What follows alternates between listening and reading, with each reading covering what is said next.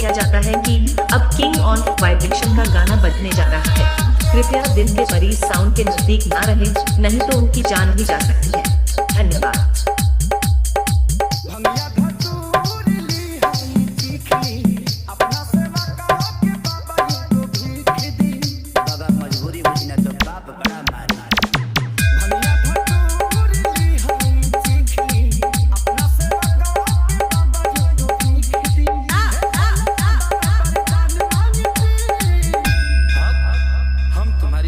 से प्रसन्न, बताओ तुम्हें क्या चाहिए? 3 चीज।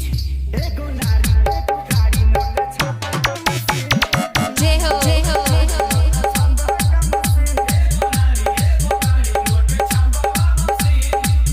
वीरू वीरू वीरू वीरू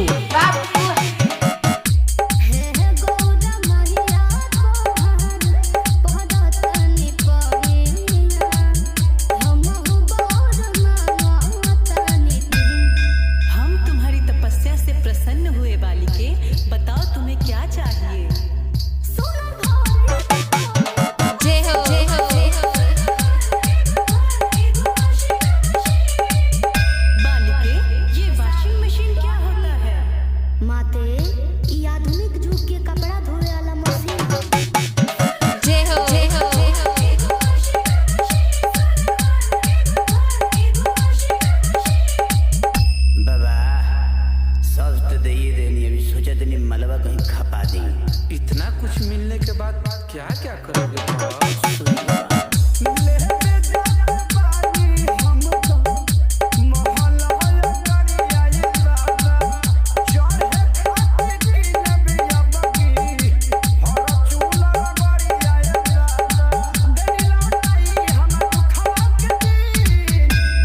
वीरू वीरू वीरू वीरू